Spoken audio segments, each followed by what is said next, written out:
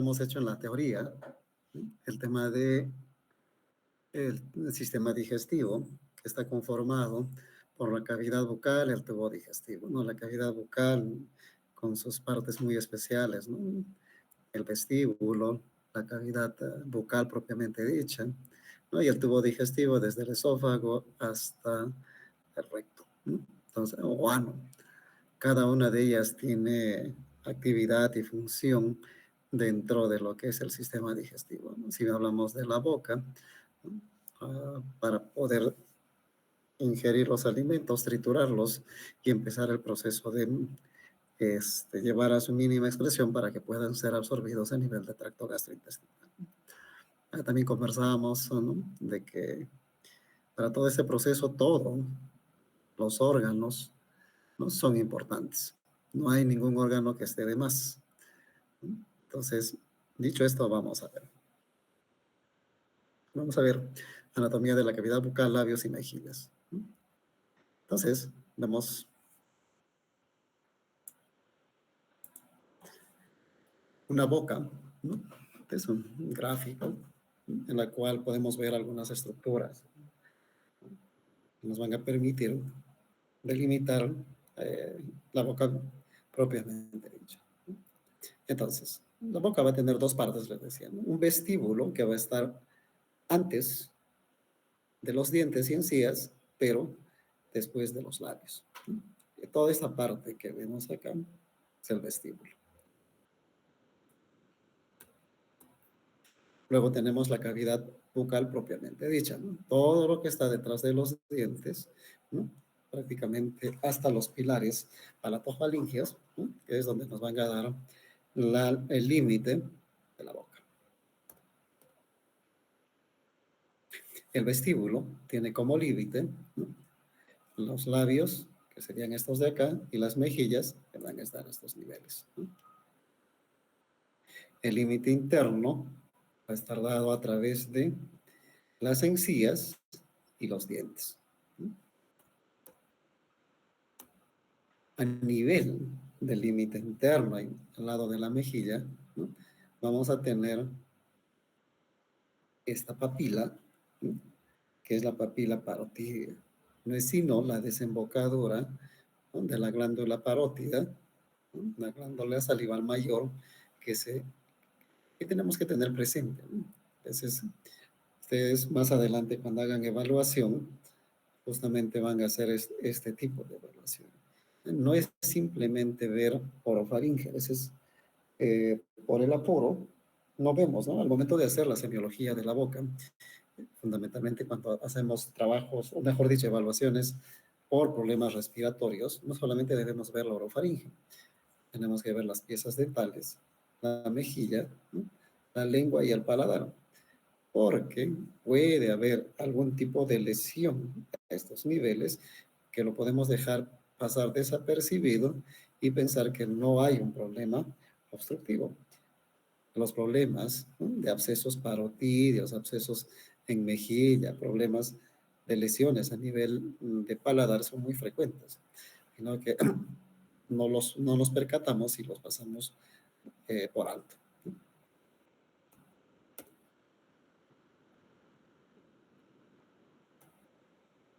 Entonces, todas estas estructuras, por ejemplo, vemos acá, ¿no?, la parte delante de los dientes sería el vestíbulo y la parte que está a este nivel sería la cavidad bucal.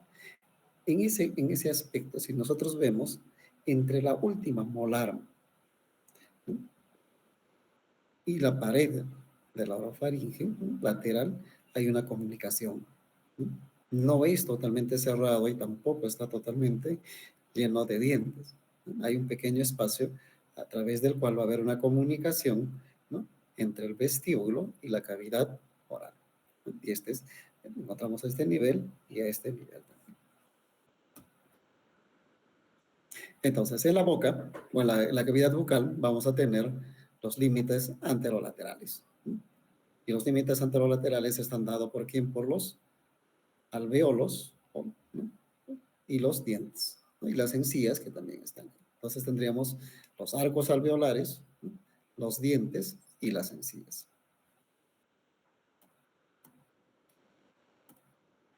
En el límite posterior, ¿no?, hacia atrás, vamos a encontrar el istmo bucofaringeo, que es este de acá. Este istmo bucofaringeo va a limitar, ¿no?, la faringe hacia atrás y hacia adelante la cavidad bucal, ¿no? Estos son los pilares palatoglosos, la óvula, ¿no? Y acá tenemos las amígdalas, ¿no? El techo de la cavidad bucal, que sería de este istmo bucal para adelante, está compuesto por el paladar. Tanto el paladar duro como el paladar blando. El paladar duro hasta donde hay hueso y el paladar blando donde hay estructuras o tejido blando. Y por debajo, ¿no?, encontramos al piso, y el piso está dado en toda su integridad por la lengua.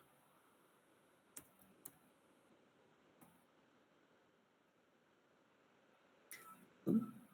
Por otro lado, tenemos el diafragma de la boca, ¿no? Es el músculo miloioideo que ha sido cortado, ¿no?, que le va a dar ese límite, ¿no?, entre lo que sería la boca y el... Muy bien. Además, por debajo de la lengua vamos a encontrar, ¿no?, estos conductos, que son las papilas submaxilares, ¿no?, donde van a drenar o donde va a drenar la glándula submandibular, ¿no?, en este nivel. Y tenemos el pliegue sublingual o el frenillo, ¿no?, que también hay que ver, siempre hay que evaluar, más que todo en niños, ¿no?, cuando tengan dificultad para el habla, porque cuando está corto no permite articular correctamente frases, palabras, y por lo tanto tenemos que verificar este aspecto, ¿no? De lo contrario, no lo vamos a hacer nosotros, ¿no? Mandamos primero a medicina física para que puedan hacer terapia, o de lo contrario, hacer un cortecito, ¿no? Y a los costados de las papilas submandibulares se van a encontrar los conductos sublinguales, ¿no?, que son orificios de salida de las glándulas salivales sublinguales, ¿no? Algunas de estas glándulas, sus orificios van a terminar juntándose con la papila submandibular, ¿no? Los labios, ¿no?, que son parte de la boca, ¿no? Tenemos un labio superior y un labio inferior. Ambos, ¿no?, van a estar configurados, ¿no?, por el músculo orbicular de los labios, ¿no?, que le van a dar la característica que tenemos. Ahí está el labio superior, labio inferior. A cada lado de los labios, ¿no?, tanto derecho e izquierdo, tenemos las comisuras labiales.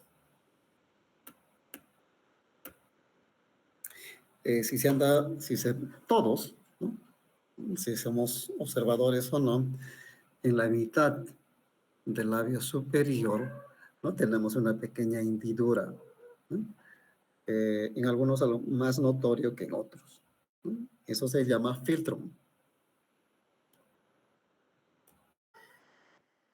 Por debajo, ¿no?, de los labios o detrás de los labios vamos a encontrar unas pequeñas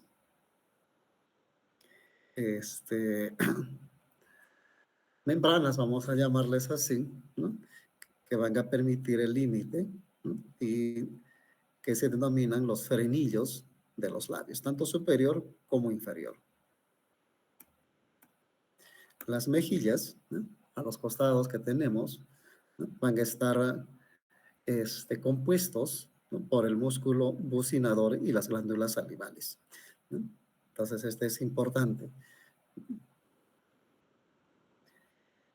Acá se ha cortado, por este lado está la glándula salival parótida, ¿no? Viene su conducto, y este de acá es el conducto parotidio que va a perforar, ¿no?, el músculo bucinador y va a salir a la altura de la segunda molar, de del maxilar, ¿no?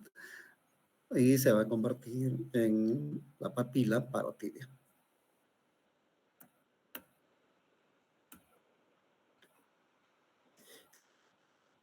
Antes dice, tenemos la bola adiposa bucal, ¿no? O la masa de Bouchard, ¿no? Que es un tejido adiposo, ¿no? Que nos dan cierta prominencia a los cachetitos, ¿no? Y en algunas personas, por querer tener una cara más plana, se hacen la famosa buchectomía, ¿no? Eliminan esa masa grasa, ¿no? Y a los cachetitos disminuyen, ¿no? Por otro lado, tenemos acá, ¿no? En algunos también marcado, en algunos menos, los surcos nasolabiales, que van más o menos del ala de la nariz casi hasta llegar a los ángulos de la boca.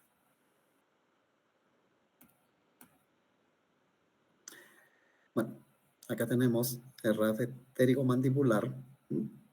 Que no es sino el límite donde se va a insertar el músculo, vamos a ver estos músculos, ¿no? En un momento, ¿no? De la boca. Y ahora veamos la lengua, ¿no? La lengua es un órgano muscular y el músculo que tiene es un músculo estriado, ¿no? Que le va a permitir, un movimiento voluntario y diverso.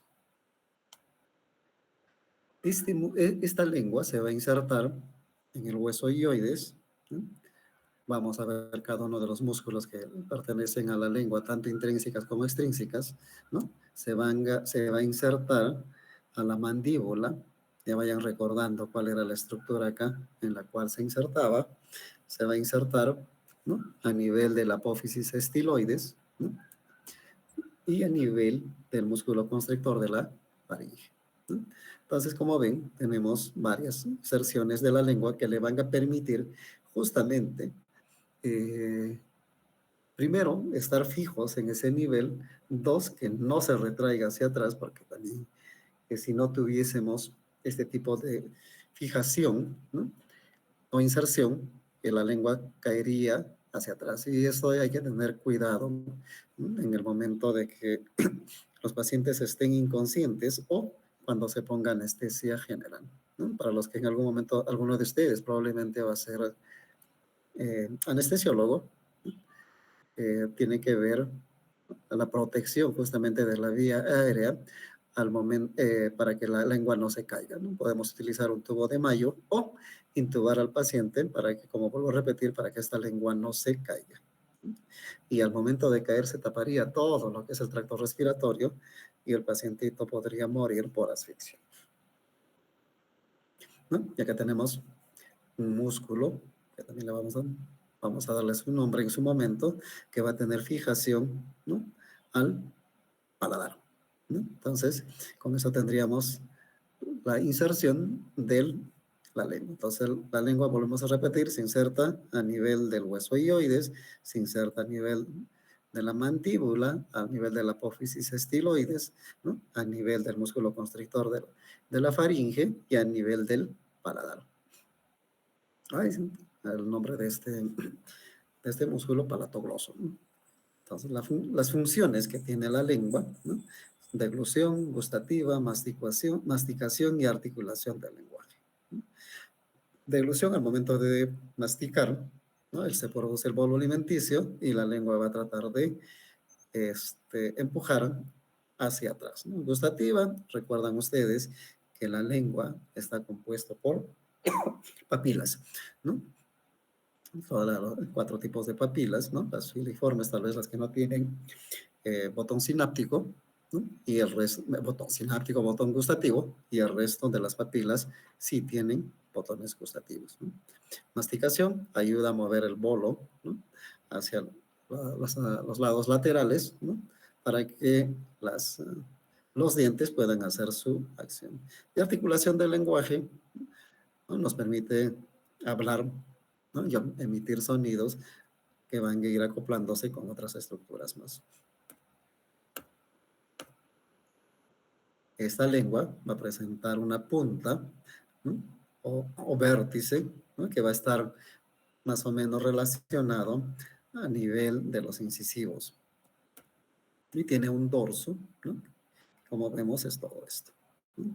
Llega hasta acá, ¿no? ¿Se recuerdan de esto? El agujero ciego o el límite posterior, ¿no? Que tiene forma de, o el surco posterior, o el surco terminal, ¿no? Que tiene una forma de V, y de ahí empieza la estructura, ¿no? De la amígdala lingual. Por otro lado, vamos a ver que tiene un dorso, que es este de acá, una cara inferior, ¿no? Si levantamos la lengua, todo lo que vamos a ver debajo, el frenillo, las papilas de drenaje de las glándulas mandibulares, sublinguales, ¿no? Tenemos una raíz, ¿no? Que va a ser el límite, ¿no? Entonces, decíamos que la punta o el vértice está relacionado más o menos a la altura de los incisivos. El dorso, que tendríamos la porción bucal, ¿sí? Y justamente acá tenemos el arco palatogloso, que es el que nos va a delimitar, ¿no? La porción del dorso, ¿no? Que sería la porción bucal, y luego de eso tendríamos la porción faríngea o base. No confundan, por favor, la base con la raíz, ¿no? La raíz está a nivel de la muscular, ¿no? Y la base está hacia atrás, ¿no? Si vemos acá en la porción bucal, ¿no? Es una zona cóncava o convexa, mejor dicho, ¿no? Y la porción faríngea un poco plana, y está hacia atrás, ¿no? En el dorso, recordando, tenemos el surco terminal, ¿no? Y este de acá es el agujero ciego, ¿no? Y ese agujero, ¿no? Nos hace recordar a la formación embriológica, ¿no? Muy bien, seguimos. En la parte bucal tenemos el surco medio, en algunos muy notorio y en otros no necesariamente. Tenemos las papilas, ¿no? Gustativas que van a estar en toda la parte dorsal, ¿no? De la región bucal, ¿no? Tenemos las palpulas filiformes, estos puntitos rojitos de medio más claros, ¿no? Que nos van a, que no son más que papilas motoras que van a trasladar, van a tener movimiento, ¿no? Luego tenemos las papilas fungiformes, más a los laterales, ¿no? Ya, ¿no? Recordamos que tienen una forma de hongos, ¿no? Luego tenemos las papilas circunvaladas que están muy cerca al surco terminal, son circulares, ¿no? Puede haber entre 10 a 12 de estas papilas, ¿no? Y por último tenemos las papilas foliadas, que no son sino estas líneas verticales, ¿no? En la lengua, a ambos lados, ¿no? Y posterior a la línea terminal tenemos la amígdala sublingual. Estos puntitos no son papilas, ¿no? Son tejido linfático, ¿no? Que está a ese nivel y recuerdan ustedes que cuando conversábamos haciendo un poco de histología, ¿no? Decíamos que estas amígdalas, ¿no? Son estructuras linfoideas que tienen función inmunológica, ¿no? De defensa. Y acá tenemos las amígdalas palatinas, ¿no? Que están relacionados más al sistema respiratorio. Tenemos acá, ¿no? Si nosotros viésemos hacia el fondo, ¿no? Por acá debe estar, a este nivel debería estar la úvula, ¿no? Hacia atrás vamos a tener el pliego gloso epiglótico medio. A los costados vamos a tener los pliegues gloso-epiglóticos laterales, ¿no? Y estas estructuras cuadradas que estamos viendo son las valéculas epiglóticas, ¿sí? Muy bien. En la cara inferior, ¿no? Vamos a encontrar las siguientes estructuras. El frenillo de la lengua, que ya lo hemos mencionado hace un momento atrás, ¿no? Seguiríamos con las tenemos el pliegue franjeado. Si nosotros levantamos la lengua, vamos a ver una estructura, ¿no?, media oblicua, ¿no?, que va casi de la punta de la lengua hasta donde se inserta o donde podemos ver el piso, ¿no? Tenemos las glándulas linguales anteriores, ¿no? Si nosotros igual abrimos la lengua, vamos a ver algunos puntitos blancos casi al nivel de la punta, ¿no?, o del vértice. Ya lo hemos mencionado, las papilas submandibulares, ¿no?, son dos, el conducto sublingual, ¿no?, y ustedes igual, si abrimos la lengua, ¿no?, mejor dicho, levantamos la lengua, no abrimos, disculpen, vamos a ver vasos sanguíneos que pasan por ahí, ¿no? Y esos vasos son la arteria y vena lingual profunda, ¿no?, o arteria y vena ranina, ¿no? Y acá vemos, ¿no?, la arteria, ¿no?, las venas que van a estar a nivel de la lengua. Muy bien. Entonces, la lengua tiene músculos intrínsecos y músculos extrínsecos, ¿no? Si hiciéramos un corte de la lengua, ¿no?, es un corte coronal de la lengua, vamos a encontrar tres músculos, ¿no? Entonces, tenemos el longitudinal superior, ¿no?, que está acá, vamos a ver en un corte siguiente, ¿no?, el longitudinal inferior, ¿no?, y el transverso, ¿no?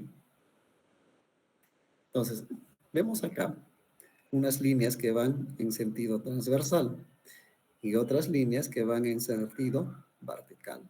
Entonces, tenemos dos músculos más que van a estar de manera transversa y vertical. Este es otro corte, ¿no?, donde vamos a encontrar el longitudinal superior, ¿no?, el longitudinal inferior, acá el transverso. Estas líneas que vemos acá son los verticales. Entonces son tres músculos que van a estar intrínsecamente en la lengua. Veamos ahora los músculos extrínsecos, ¿no? Entonces, parte de ello, ya nosotros lo hemos estudiado cuando estábamos viendo cuello, ¿no?, cara, cuello. Veamos acá. Este grupo de músculos, 1, 2, 3, 4, hasta 5, es el geniogloso, ¿no? Su origen, se recuerdan de la apófisis jenis, ¿no?, superior eran 4, ¿no? En la apófisis jenis superior se va a originar, ¿no?, el geniogloso.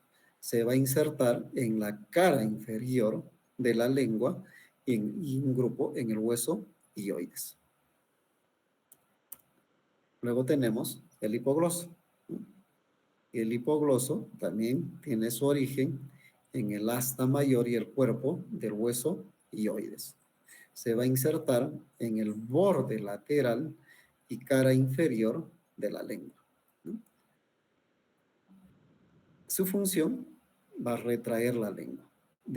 La función del geniogloso es deprimir la lengua y sacar la lengua, ¿no? Entonces, este hecho de sacar la lengua, ¿no?, permite que la lengua, o protruir, ¿no?, que es el término correcto, permite que la lengua no se caiga atrás, ¿no? Entonces, esto va a mantener siempre en la situación que tenemos nosotros. El estilogloso, ¿no?, su origen, apófisis estiloides, ¿no?, y ligamento estilomaxilar, ¿no? Va a venir, una parte se va a insertar en el hiogloso y otra se va a insertar en el borde lateral, ¿no?, y la cara inferior de la lengua. Función, si viene de atrás, esto va a jalar la lengua hacia atrás, es decir, retrae la lengua hacia atrás. Y acá teníamos el palatogloso, ¿no?, el que tenía la comunicación con el paladar. Origen, aponeurosis palatina, ¿no? Inserción, borde lateral de la lengua. Función, aproxima a los pilares anteriores o al pilar palatogloso, ¿no? Muy bien.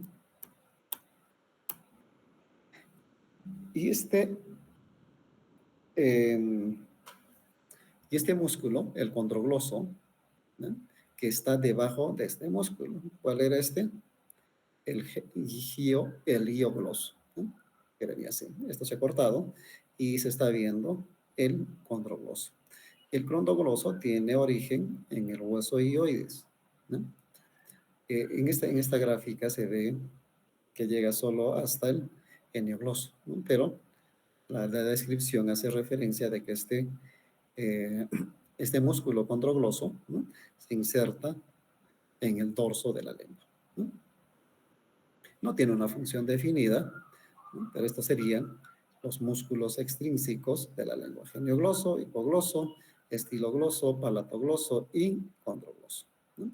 Si vemos acá, geniogloso, hiogloso, estilogloso y palatogloso, ¿no? Muy bien. La irrigación. Esto es importante en la lengua, ¿no? La lengua es uno de los órganos muy, muy irrigados, ¿no? Es más, ¿no?, ya cuando hagamos farmacología, hay medicamentos que se van a utilizar vía sublingual. Y al utilizar vía sublingual evitamos muchos aspectos, ¿no? ¿Qué hacemos? Que por el drenaje, ¿no?, las azulitas son venas, ¿no?, el drenaje de, de la lengua va a hacer que los medicamentos que se puedan poner sublingual sean absorbidos rápidamente, ¿no?, pasen a través eh, de los vasos, lleguen a la yugular, ¿no?, de ahí a la vena cava superior y drenen rápidamente en la aurícula derecha, y de ahí ya todo el sistema se va a repartir a todo el sistema corporal, ¿no?, que va a evitar el metabolismo de segundo paso de primer paso, mejor dicho, a nivel del hígado, ¿no? Todo medicamento que tomamos por vía oral, ¿no?, primero pasa por el hígado, y el hígado hace un metabolismo previo, ¿no?, y disminuye la cantidad de concentración, ¿no?, del medicamento, ¿no? Entonces, veamos. Entonces tenemos acá la arteria lingual, ¿no?, que va a provenir de la carótida interna.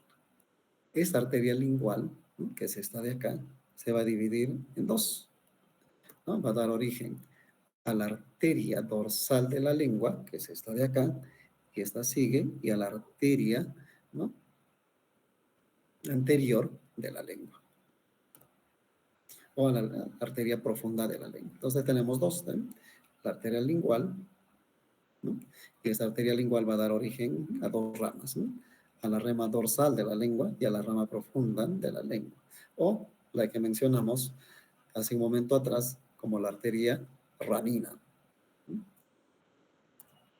El drenaje venoso, ¿no?, va a estar dado a través de las venas linguales, ¿no? Es lo contrario, pues, ¿no? La irrigación viene de una arteria más grande, ¿no?, y se va dando sus ramitas. Y cuando hablamos de drenaje, es de la parte más distal a la parte más central, ¿no? En este sentido tenemos, ¿no?, igual la vena dorsal de la lengua, y por este lado a las venas profundas de la lengua que van a drenar en la vena lingual, ¿no? Entonces todas ellas drenan en la vena lingual. Su inervación, ¿no?, va a estar dada, tiene dos tipos de inervación. Tiene una inervación motora y tiene una inervación sensitiva. La motora va a estar dada a través del nervio hipogloso, que es el nervio 12, ¿no?, además del plexo faríngeo, ¿no? Entonces, por otro lado, tenemos la rama sensitiva, que es de los 2/3 anteriores, de acá para acá, ¿no?, que va a estar dada a través del nervio lingual, que es rama del trigémino, ¿no?, de la rama submandibular, ¿no?, que va a llegar a formar esto. Por otro lado, tenemos que va a estar dada también por la cuerda timpánica, ¿no?, del séptimo par craneal. Esta rama timpánica le va a dar la sensación, ¿no?, gustativa propiamente dicha, ¿no? Y los 2 tercios posteriores, ¿no? Va a estar inervado por el nervio glosofaringio, que es el 9, que le va a dar, que va a tener una función sensitiva y gustativa, ¿no? También va a tener inervación de parte del nervio facial, ¿no? Que va a tener la función gustativa, y a través del nervio laringio superior, que es una rama del nervio vago, ¿no? Que también le va a dar la función sensitiva y gustativa. Entonces acá vemos el drenaje linfático, ¿no? Y el drenaje linfático va a estar a través de 2 ganglios, ¿no? Tenemos acá los ganglios submandibulares y submaxilares, ¿no? Y por otro lado tenemos los ganglios cervicales profundos, ¿no? Y acá tenemos el ganglio yúgulo digástrico, este es el músculo digástrico, ¿no? Y el yúgulo omoioideo, ¿no? Entonces, esto es importante en el tema del drenaje linfático, ¿no? Cuando hay cáncer de lengua, donde va a haber metástasis, son justamente en estos ganglios del yúgulo digástrico y el yúgulo omoioideo. Este es el músculo omoioideo, ¿no? Entonces, para recordar, ¿no?, de que la inervación hay motora sensitiva, la motora el nervio hipogloso, ¿eh?, y el plexo faríngeo, fundamentalmente del 11-9 y parte del 10. Y en la sensitiva de los 2 tercios anteriores, ¿no?, mejor dicho, anteriores, el nervio lingual y la cuerda del tímpano. Y la sensitiva posterior, nervio glosofaringio, que le va a dar la función sensitiva gustativa, el nervio facial, ¿no?, solo gustativa, y el nervio laringio superior, ¿no?, que también le va a dar el tema sensitivo y gustativo. El drenaje linfático, ¿no?, ustedes ven que tiene un gran drenaje linfático. Tenemos a los ganglios submentonianos, submaxilares, ¿no?, y los ganglios cervicales profundos, ¿no?, el yúgulo digástrico y el yúgulo omoideo. Veamos paladar, ¿no? Entonces decíamos que el paladar es el techo de la boca. Va a estar constituido por un paladar duro y un paladar blando. Entonces esta bóveda palatina, ¿no?, más o menos va a estar a nivel de C2, ¿no? Este C1 y este C2. El paladar óseo, vamos a tener 2 aspectos, 2 partes de los huesos, ¿no? Tenemos una apófisis palatina de los huesos maxilares, ¿no?, y posterior a eso vamos a tener las láminas horizontales de los huesos palatinos. Por encima y por debajo va a estar cubierta por epitelio, ¿no? Sabemos que por encima es el techo o el piso de las fosas nasales, mejor dicho, ¿no? Y por debajo es el techo de la mucosa oral. Entonces tenemos una mucosa nasal que es plana, ¿no?, con epitelio, pero la mucosa que está por debajo del hueso es una mucosa que tiene glándulas, ¿no?, que más adelante lo vamos a ver, ¿no?, y es un poco más gruesa.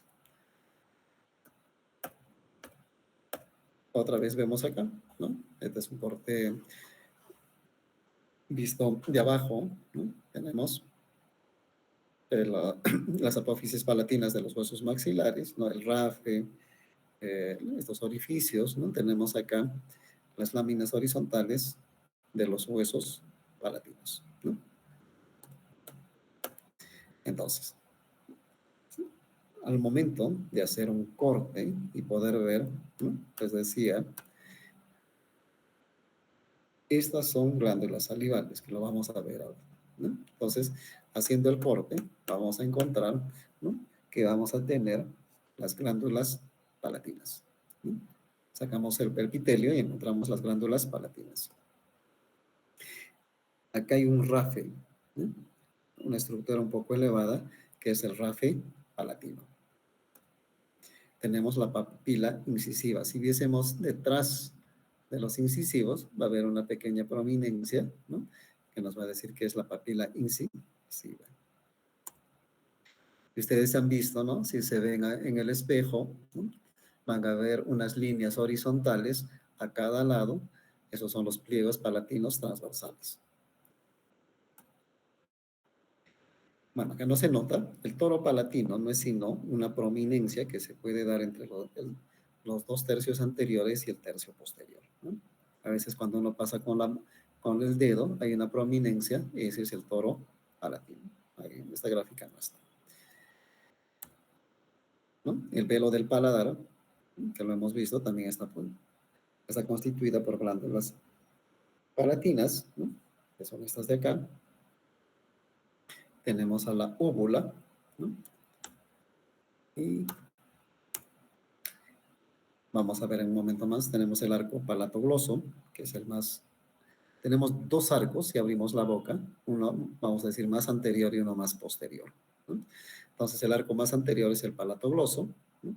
Y el más posterior es el arco palato-faríngeo. Y sobre ellos, en el medio, están las glándulas, mejor dicho, las amígdalas palatinas.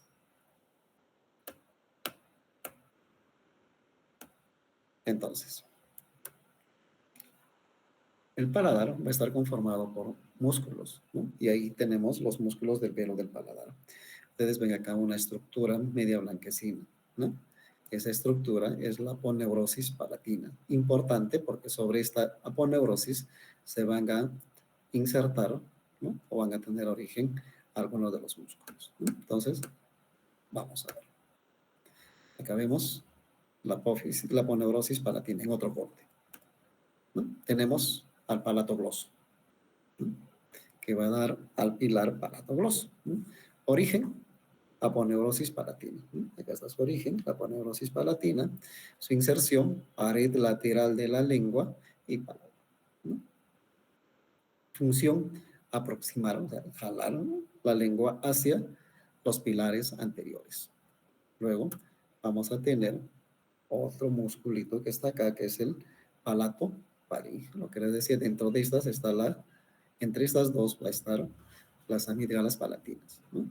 El origen, aponeurosis palatina y paladar óseo, ¿no? ¿Dónde se va a insertar? En el cartílago tiroides y la pared lateral, ¿no? De la faringe. ¿No? ¿Qué hace? Función aproximar a los pilares anteriores, ¿no?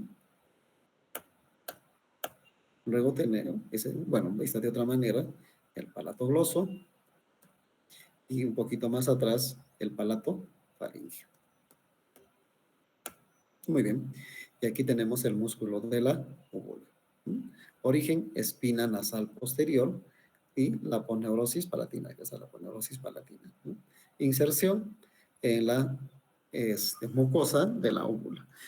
¿Cuál es su función? Elevar la úvula. Visto en otro corte, este de acá es el músculo de la úvula. Luego vamos a tener dos tipos de peristafilino, ¿no? El interno, que es este de acá, y el externo. Entonces, el nombre actual de los peristafilinos es elevador del velo del paladar. Origen, peñasco temporal, vaina carotidia y trompa faringotimpánica. Esta es la trompa faringotimpánica. Inserción, aponeurosis del velo del paladar y la faringe. Y el otro, que está al costado, que es el peristafilino externo o tensor del paladar, del velo del paladar, ¿no? Su origen, lámina pterigoidea interna, ¿no? Y espina de la esfinoides. Inserción, aponeurosis palatina.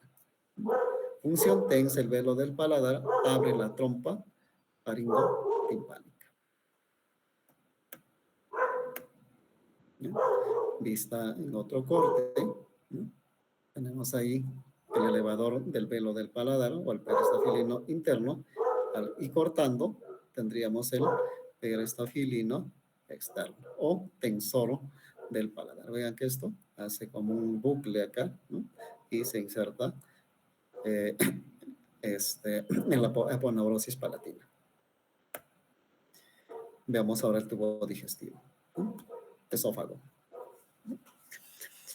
Entonces, el esófago es una estructura tubular que va a unir, ¿no? En este sentido, la boca con el estómago. Si no está en la boca, tenemos ahí la faringe y después de la faringe vamos a encontrar al esófago. Es una estructura muscular, ¿no?, de característica el tercio superior estriado y los 2 tercios inferiores, ¿no?, liso. Mide más o menos, ¿no?, de acá hasta acá, entre 25 a 30 centímetros. Puede medir un poco más, un poco menos, pero va a depender también de la longitud de la persona, si es varón o mujer. Las mujeres tienen un poquito más disminuido la longitud del esófago. Vamos a encontrar algunos límites, ¿no?, que nos van a decir de dónde hasta dónde está. Entonces, donde inicia el esófago aproximadamente está a nivel de 6,6, ¿no? Y el límite inferior está a nivel de D11, ¿no? Ahorita vamos a ver sus divisiones, ¿no? Va a tener 3 porciones, ¿no? Una porción cervical, ¿no?, que es la más superficial, ¿no?, y una vez que ingresa por debajo de la primera costilla o de la clavícula, tenemos la porción torácica y pasando el diafragma tenemos la porción abdominal, ¿no? No se olvide. Entonces tenemos las 3 porciones. Entonces, además, hay constricciones propias de este órgano, ¿no? Esto va a estar dado, ¿no?, en estos casos por músculos, ¿sí?, o estructuras que van a hacer que el esófago se contraiga. Dentro de esas construcciones tenemos la constricción cricofaringea, ¿no?, y justamente está por debajo del cartílago tiroideo, ¿no? Tenemos el músculo cricoesofágico que va a hacer de que se contraiga. La segunda va a estar a nivel de la aorta y bronquial, ¿no? Ambas estructuras van a presionar o van a limitar y van a hacer que se constriga o que disminuya su diámetro a este nivel. Y la otra constricción está a nivel diafragmática. Este acá es el diafragma, ¿no?, y al momento de pasar por el diafragma va a tener una constricción, ¿no?, propio para que no pueda volver a regresar los alimentos. Esto también es importante, ¿no?, porque en las hernias que puedan producirse, ¿no?, va a haber reflujo y en algún momento condicionar a un esófago de Barrett y luego un cáncer de esófago, ¿no? Entonces, hay cirugía que se hace a nivel de hiato diafragmático, ¿no?, permitiendo de que esto vuelva a tener la constricción fisiológica, ¿no?, que le pueda no permitir el regreso de los alimentos. Entonces, veamos.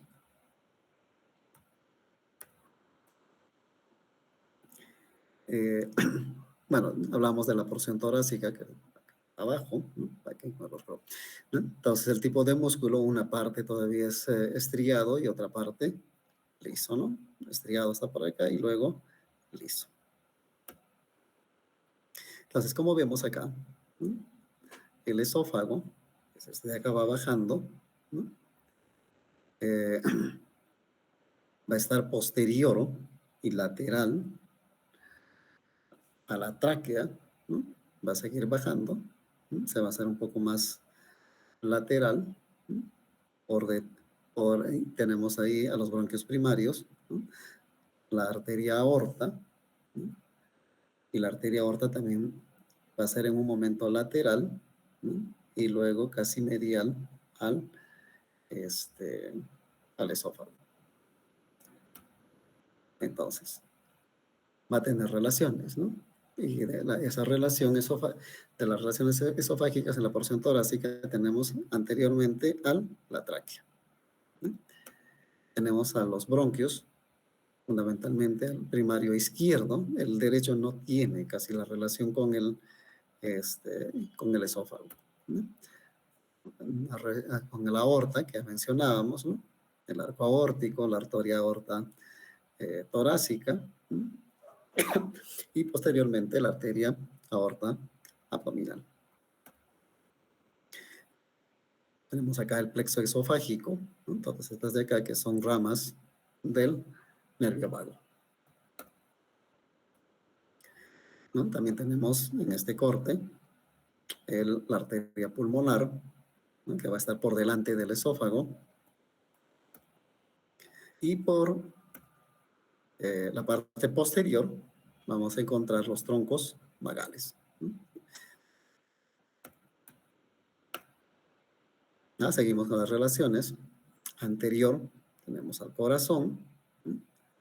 Y luego al diafragma, ¿no? Que también va a estar anterior, y a la columna vertebral por la parte posterior. La porción abdominal, que es esta partecita de acá, ¿no? Bueno, el tipo de músculo que encontramos ahí es el músculo liso, ¿no? Entonces, esta parte va a estar relacionada con el cardias del estómago, ¿no? Y en un corte, ¿no? Podemos ver la unión gastroesofágica, ¿no? Es una unión en la cual va a haber un cambio de epitelio, ¿no? Tenemos acá el epitelio esofágico y acá tenemos el epitelio gástrico, ¿no? Sabemos que el epitelio gástrico es más resistente al, al ácido clorhídrico, ¿no? Justamente ese proceso de transición, cuando hay reflujo, ¿no? Va a hacer que el epitelio esofágico empiece a cambiar, ¿no? Y ese cambio en el futuro puede convertirse en un cáncer. Ustedes ven, si ustedes vemos acá, ¿no? La pared del esófago, ¿no? Es delgado, y a medida que vamos viendo acá, se va ensanchando, se va agrandando. Y ese ensanchamiento en todas las estructuras le va a dar la característica para convertirse en un esfínter esofágico inferior, ¿no? En los lados. Por otro lado, ustedes ven acá una estructura, ¿no? Que va a cubrir parte del esófago, ¿no? Y casi llegando a la altura eh, del cardias, ¿no? Y eso es el ligamento freno esofágico, ¿no? Este sería el diafragma, y acá tenemos este ligamento que va a cubrir, ¿no? Y que le va a dar sostén. Es más, por ejemplo, cuando nosotros deglutimos, ¿no? Va a permitir jalar, ¿no? Toda esta estructura hacia arriba. Algunos autores hacen referencia de que esta estructura de la porción abdominal es jalado hacia arriba, ¿no? Y desaparece en el proceso de la deglución, incluso parte del estómago, ¿no? Pero eso es fisiológico, no es anormal. Anormal es que este esfínter se relaje, ¿no? Y permita que esté permanentemente regresando todas estas estructuras. La irrigación. El esófago es una estructura muy bien irrigada, ¿no? Entonces vamos a tener la siguiente irrigación, ¿no? Inicialmente vamos a tener acá la arteria tiroidea inferior, ¿no? Que va a irrigar la parte superior, vamos a decir así, del esófago. Luego vamos a tener las arterias bronquiales, ¿no? Entonces, si ustedes ven, acá viene la arteria bronquial, y de la arteria bronquial da una ramita, ¿no? Que va a irrigar al esófago. Y tenemos las arterias, ramas de la arteria aórtica, no propia de que sale directo de la arteria aorta, torácica, y va a irrigar el esófago. Asimismo, vamos a tener, ¿no? Que ya cuando pasa el diafragma, van a salir ramitas, ¿no? Y van a dar la arteria diafragmática superior e inferior, ¿no? De estas ramas va a dar unas ramas, ¿no? Que va a irrigar todas estas que están en líneas discontinuas, ¿no? que van a dar la irrigación a la parte inferior del esófago, ¿no? Y finalmente vamos a tener que también a través de la arteria gástrica izquierda, ¿no?, va a dar una rama para la irrigación del esófago. Todas estas ramitas van a hacer anastomosis, ¿no?, y van a permitir la irrigación del esófago. El drenaje venoso, ¿no? Así como hemos visto en la lengua, todos los órganos necesitan tener un drenaje y ese drenaje es importante, ¿no? Va a haber un grupo que va a drenar a la circulación sistémica, ¿no? Y acá tenemos por arriba, ¿no?, las venas tiroideas inferiores, ¿no? Acá tenemos las venas ácigos y hemiácigos, ¿no?, las venas ácigos accesorias, ¿no? Tenemos las tiroideas, ¿no?, y las intercostales que van a drenar, ¿no?, en la circulación sistémica. Un grupo va a drenar al sistema porta, ¿no? Esta es la vena cava inferior. ¿Y quiénes son las que van a drenar a nivel de la circulación portal? La siguiente, ¿no? Tenemos la vena gástrica izquierda, ¿no?, que sería su homólogo de la arteria gástrica izquierda, ¿no? ¿Qué más? Y esto también es importante, ¿no? Todas estas venitas, como ven ustedes, ¿no?, están prácticamente interconectadas. Entonces, decíamos que esta circulación, ¿no?, de esta vena gástrica izquierda va a terminar en la vena porta. Entonces, ustedes habrán escuchado, ¿no?, los pacientes, las personas que tienen cirrosis hepática, ¿no?, en la cual el hígado se hace duro, ¿no?, y cada vez va comprimiendo la vena portal, va a hacer que no haya una buena circulación sanguínea, ¿no? Y ese hecho de que no haya una buena circulación sanguínea va a hacer que la sangre retorne, ¿no? Y al retornar va a tener que dilatar estas venas. Y por lo tanto, ¿no?, cuando vemos estas venas, ¿no?, se van a dilatar y van a empezar a producirse las varices, ¿no?, esofágicas, que pueden reventarse y producir un proceso de hemorragia digestiva, ¿no?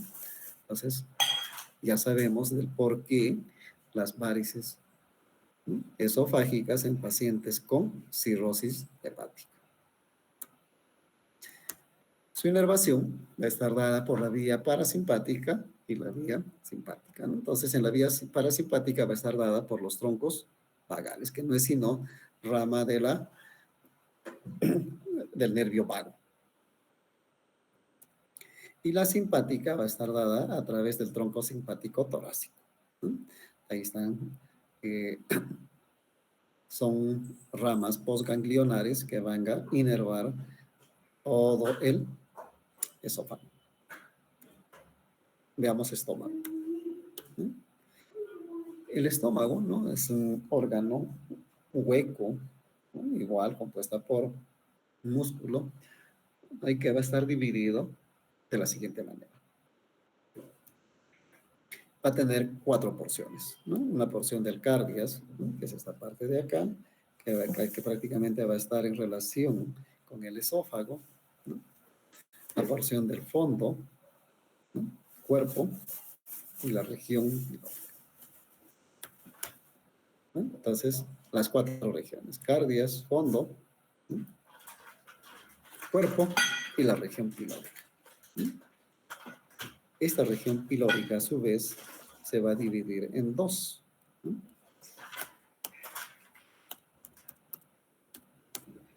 Una región del antro pilórico, ¿no?, y una región del conducto pilórico.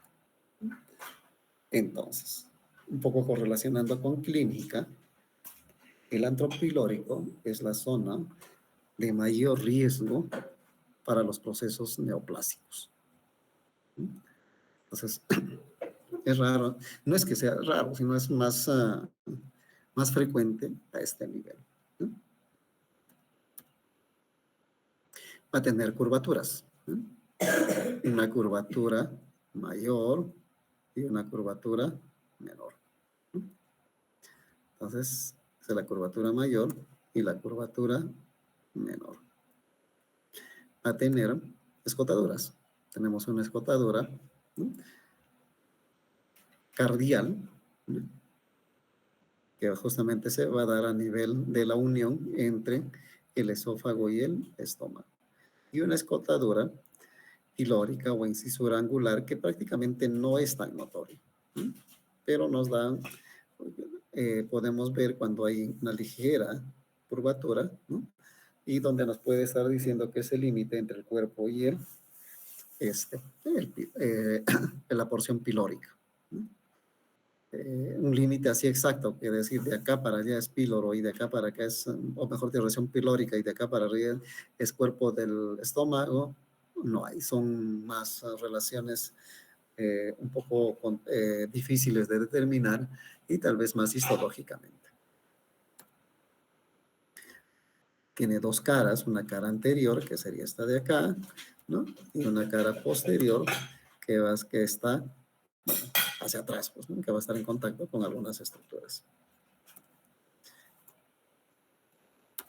Y tiene orificios, ¿no? Tiene un orificio superior, vamos a decir que sería el cardial, ¿no?, por donde justo va a ser en la comunicación esófago-gástrica, ¿no?, y un orificio pilórico, ¿no?, que va a estar en contacto, o mejor dicho, que va a separar al estómago con el intestino delgado, ¿no?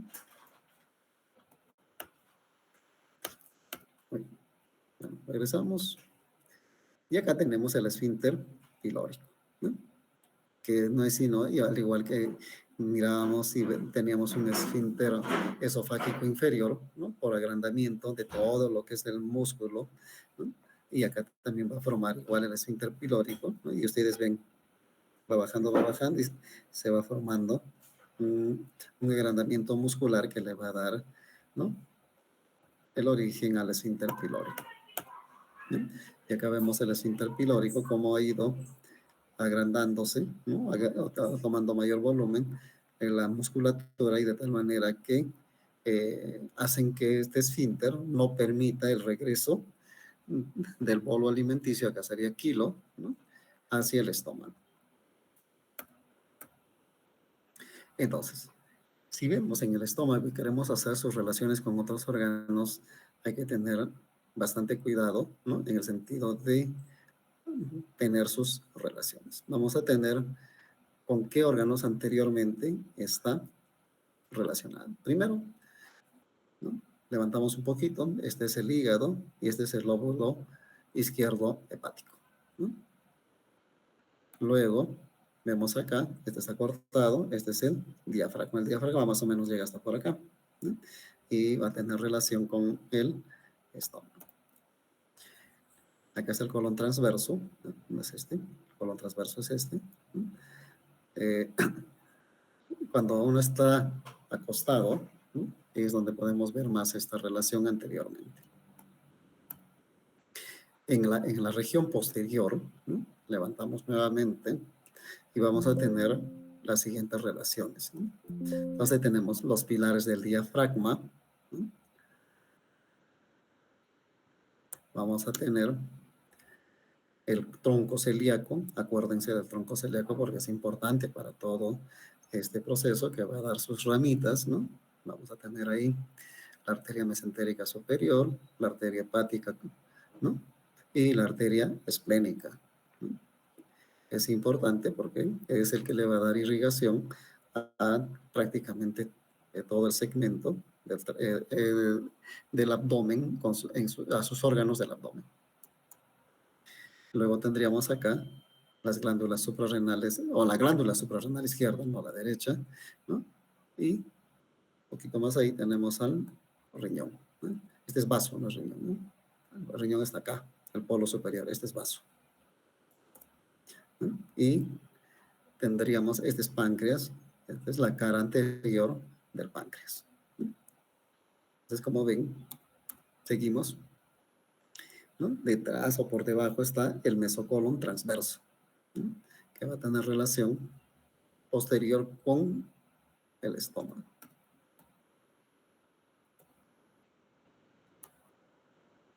Entonces, acá podemos ver esas relaciones. Nos retiramos el esófago, hemos retirado el estómago, el duodeno, ¿no? Tenemos, si vemos acá, ¿no?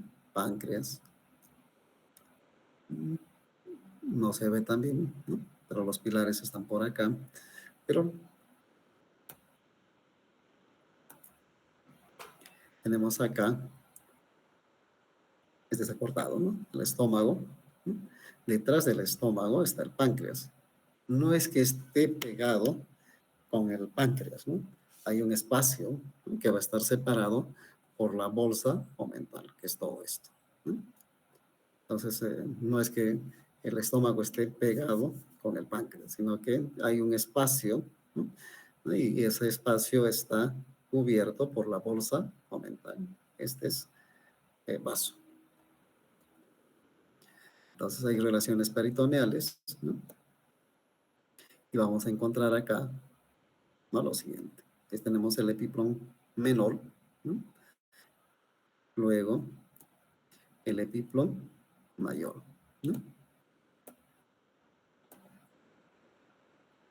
¿No? Y acá tenemos, ustedes ven, un ligamento, ¿no? Una estructura, es el ligamento gastrofrénico, ¿no? Que va el, el diafragma, ¿no? Que es todo esto, ¿no? Va a dar un ligamento que va a hacer que el estómago esté fijo ahí, ¿no? Y más abajo tenemos el ligamento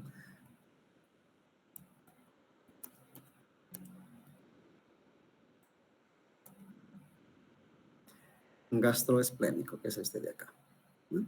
Lo que estamos viendo acá, la bolsa mental, pero acá hay un receso, ¿no? Que va a hacer que se forme un ligamento, y ese es el ligamento gastroesplénico.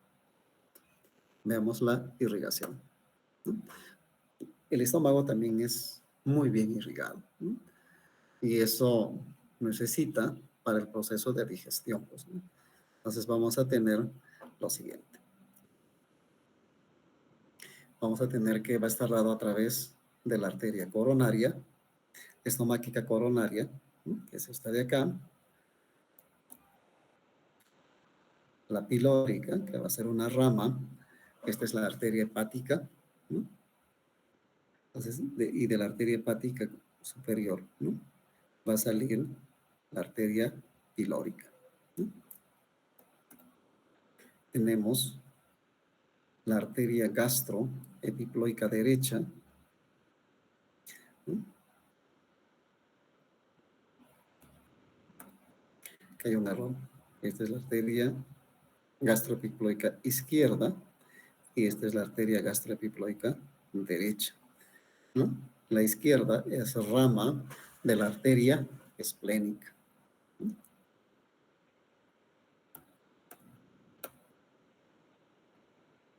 De la arteria esplénica van a salir las arterias gástricas cortas. Este es vaso. Además, ¿no? De la arteria aorta abdominal va a salir una ramita que es la arteria diafragmática inferior izquierda, ¿no? Y de esa, ven acá, le va a dar una ramita para la irrigación del estómago. Su drenaje venoso va a seguir las mismas, el mismo recorrido que la irrigación, ¿no? Entonces, tendríamos acá la arteria gástrica izquierda, ¿no? Seguimos acá con la arteria gástrica derecha, ¿sí? Las dos se van a anastomosar, al igual que las arterias, ¿no?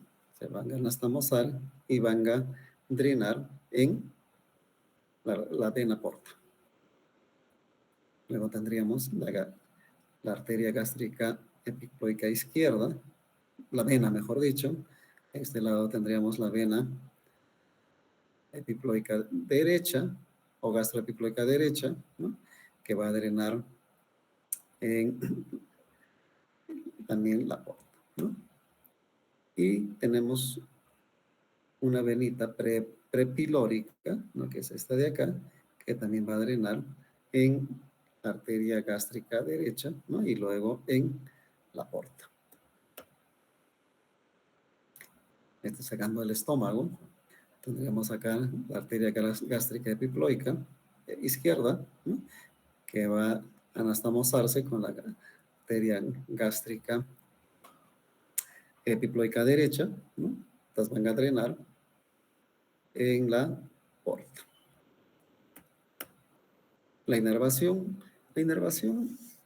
también es importante, ¿no? Vamos a tener una inervación simpática y una inervación parasimpática. Y la inervación simpática está dada a través del plexo celíaco, ¿no? Entonces, van a entrar las ramas, ¿no? de las ramas dorsales, ¿no?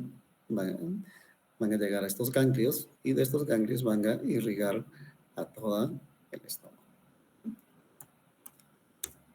Y en el caso parasimpático, ¿no? Va a estar dado a través de los troncos vagales, ¿no?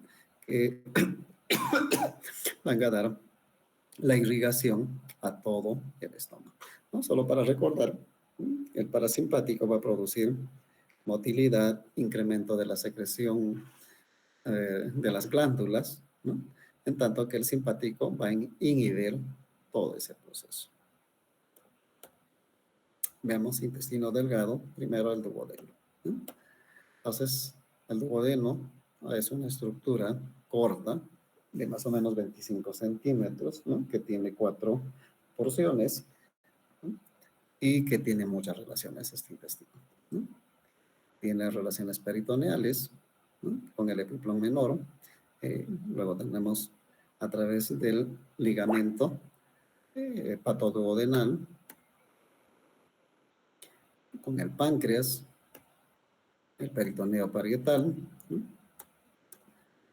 Tiene conductos, ¿no?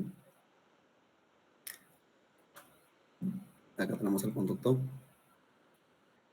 colédoco, del conducto pancreático principal, o de Wilson, que es el conducto secundario, y todas ellas se van, esta tiene un drenaje superior, y estas dos se juntan y van a drenar en la papila mayor. Entonces ahí tenemos el conducto pancreático principal, o de Wilson, el conducto pancreático accesorio, o de Santorini. Un poquito más atrás la ampolla de Vater. Acá tenemos un corte para ver el conducto, es páncreas, ¿no? Conducto pancreático principal, secundario, conducto de colédoco, se junta en la ampolla de Vater y en la papila van a desembocar en la papila mayor. Es lo mismo. Tenemos la vesícula, el conducto cístico, conducto hepático derecho e izquierdo, el conducto del colédoco, se van a juntar, el conducto pancreático principal, se juntan la ampolla de Vater y la papila mayor.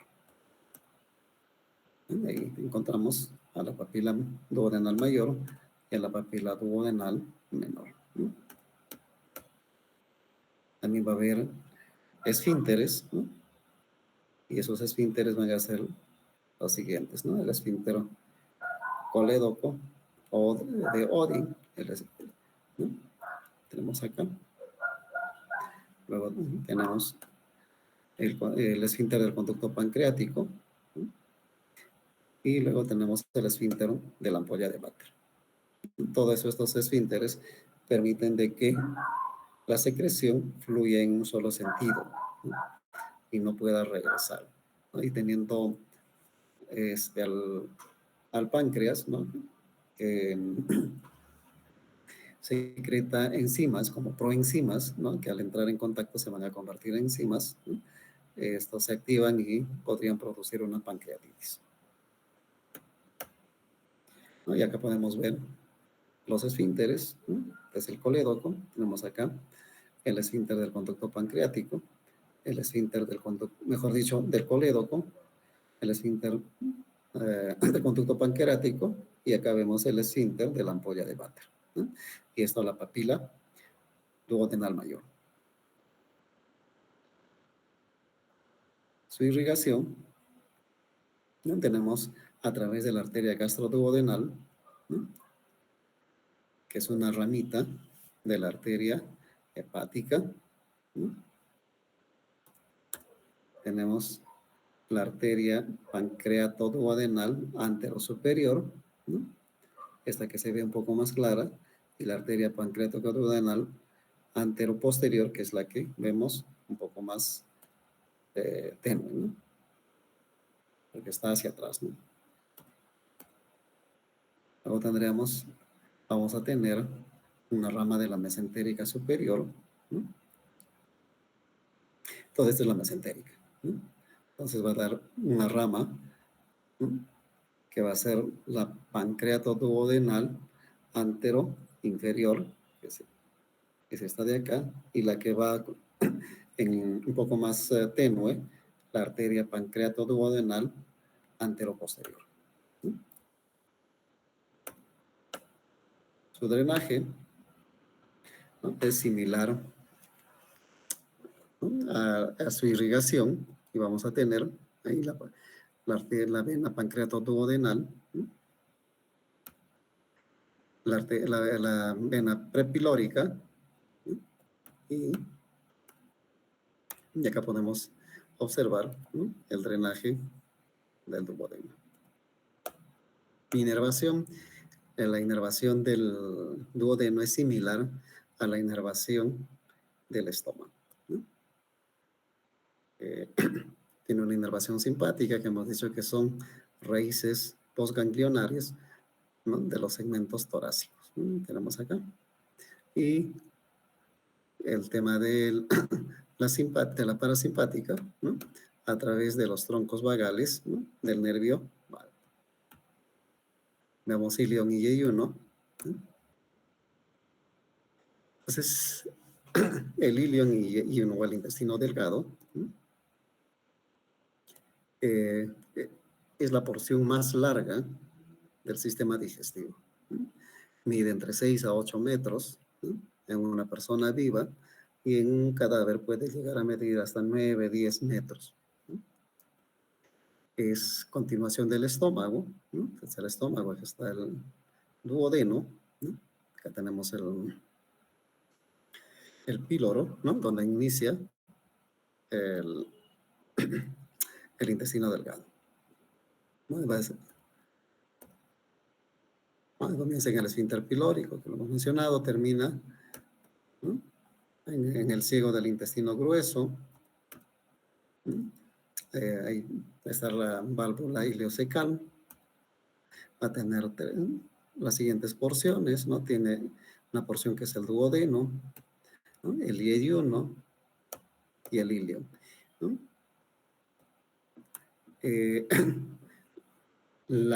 No hay un límite anatómico exacto entre yeyuno e ilio, ¿no? Más son limitación o límites histológicos, ¿no? Y si vemos un poco ahí el tema de diámetro, ¿no? El diámetro del yeyuno es un poco más, es mayor que el diámetro del ilio. Lo vamos a ver un poquito más adelante. Entonces acá estábamos viendo, ¿no? La válvula ileocecal, ¿no? Y el apéndice. Entonces veamos ilion y yeyuno, ¿no? Entonces algunas características, ¿no? El yeyuno es más proximal, ¿no? El ilion es más distal. Ambos están suspendidos por el mesenterio y ambos también son móviles, ¿no? Móviles en el sentido de que este mesenterio, ¿no? Le da cierta holgura porque no está pegadito, ¿no? En algunos casos puede llegar a 10 a 20 centímetros, y lo cual le va a dar de ancho, ¿no? Desde su origen, lo cual le va a dar, ¿sí? Esa flexibilidad o movilidad a los intestinos. Entonces, veamos las características del Y1, ¿no? Son las 2/5 partes, ¿no? Es un poco más pequeño que el Y1. Generalmente está en el cuadrante superior, ¿no? Sus asas son más horizontales, ¿no? Y tienen un diámetro mucho mayor. Es más vascularizado, ¿no? El mesenterio es delgado, ¿no? Y tiene paredes, este intestino tiene paredes gruesas. El ilio, ¿no? Nos dice que son las tres quintas partes, ¿no? Se encuentra más en el cuadrante inferior, ¿no? Este sería el cuadrante superior y el otro es cuadrante inferior, ¿no? Sus asas son oblicuas o longitudinales. Ahorita vamos a ver en un gráfico. Es menos vascularizada, el mesenterio es más grueso y las paredes son más delgadas, ¿no? Entonces vemos acá. Este es el colon transverso que está elevado, ¿no? Y acá están las asas intestinales. Entonces, nos dice que el Y1 está en el cuadrante superior, ¿no? Dividimos en dos, cuadrante superior y cuadrante inferior. Algunos todavía dicen que está más al lado izquierdo y el Y1 y el ilion está más al derecho. Lo dicen, ¿no? Sus asas son horizontales. Vemos acá las asas horizontales, ¿no? El mesenterio es más delgado, lo vamos a ver ahorita, ¿no? Y las paredes son más gruesas. El ilio es más grande, ¿no? Mide las 3/5 partes. Su característica es que está en el cuadrante inferior. Si vamos acá para abajo, cuadrante inferior, sus asas son oblicuas, ¿no? Ven acá, o horizontales. Es menos vascularizado y el mesenterio es más grueso y las paredes de estos intestinos, de esta parte del intestino, es más delgado. Entonces acá vemos, este está relacionado a la movilidad. Ustedes ven acá el mesenterio, ¿no?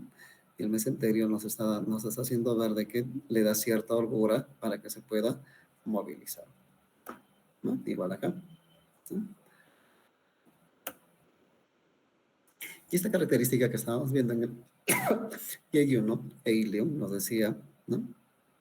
Volvemos a ver, ¿no? Si partimos acá, mide un poquito más pequeño, 2/5, ¿sí? Está en el cuadrante superior, de preferencia izquierdo, ¿no? Es donde está más concentrado, y el Y1 en el cuadrante inferior. En las asas horizontales, ¿sí? Y las asas del ilio verticales o oblicuas, ¿sí? Más vascularizado, por eso que tienen colorcito más oscuro, más rojo, frente al Y1 que es un poco menos vascularizado. Entonces vemos acá lo que estamos comentando, la vascularización, ¿no? Este es del Y1 y este es del ilio, ¿no? También encontramos estas líneas, ¿no? Que son los pliegues conniventes, ¿no? En sí, en todo el intestino delgado, acá no se ve porque se ha hecho un corte, ¿no? Cerca al ilion terminal, por eso es que está plano, ¿no? Vemos acá el mesenterio más delgado y este mesenterio más grueso, ¿no? Su irrigación es mucho más directa porque, ¿no? Ahorita vamos a ver la irrigación, ¿no? Estas serían las arterias rectas, ¿no? Y estas serían las arterias arcuatas, ¿no? Y estas serían las arterias mesentéricas, ¿no? Que vemos. Muy bien. Su irrigación. Entonces, la irrigación del intestino también es muy especial, ¿no? Va a tener como base la arteria mesentérica superior, ¿no? La arteria mesentérica superior es una rama directa de la arteria aorta. Esta arteria mesentérica va a dar ramas a las arterias iyunales y las arterias ileales, ¿no? Estas arterias en su conjunto van a dar origen a las arterias arcuatas o arqueadas, ¿no? Todas esas que están como circulitos, ¿no? O poligonales son las arterias arqueadas. Estas arterias arqueadas van a dar origen a las arterias rectas, ¿no? Entonces, si ustedes ven, por todos lados, ¿no? Están las arterias rectas. el drenaje. Al igual que en el anterior vimos, el drenaje viene de lo distal hacia lo proximal. Entonces, lo único que hay que hacer es cambiar la estructura, ¿no? Y vamos a empezar a través de las venas rectas, van a llegar a las venas arqueadas, ¿no? Y de ellas a las ramas ionales, ¿no? E ileales. Y de ahí, ¿no? A la vena mesentérica superior, ¿no? Que va a drenar en la vena portal, ¿no? Todas ellas van a trasladar los alimentos o los productos, el producto de los alimentos que se ha absorbido, ¿no? Para ser procesados en el hígado. Bueno, es la arteria mesentérica superior, lo que ven, como vimos, las venas rectas, las venas arqueadas o arcuatas, ¿no? Y las venas ionales e ileales. Intestino grueso, ¿no? Va a tener porciones, ¿no? Y las porciones están colon ascendente, colon transverso, colon descendente, colon sigmoideo, ¿no? Recto, llano. Y conducto anal, ¿no? Entonces ahí tenemos el ciego, el apéndice vermiforme, colon ascendente, colon transverso, colon descendente, sigmoides, ¿no? Recto y conducto anal.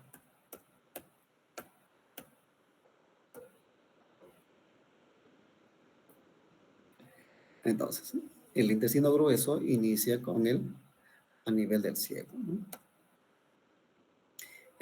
Tiene algunas características, ¿no? Una de las características es que es como si estaría partido, ¿no? O marcado. Y esas marcas que tienen son las austras, ¿no? Ven ustedes unas líneas acá, ¿no? A estos lados, esas son las tenias, ¿no? Y las tenias van a ser de las siguientes. Tenemos una tenia libre, ¿no? O anterior, que es esta de acá, o esta, ¿no? Está cortado para poder ver. Luego tenemos las tenias mesocólicas, ¿no? Meso porque a ese nivel se va a insertar el mesocólon, ¿no? Tenemos acá y esta de acá. Tenemos las tenias omentales, ¿no? Porque ahí se inserta el aumento, ¿no? Además tenemos unos pliegues que son los pliegues semilunares. Un ratito, por favor.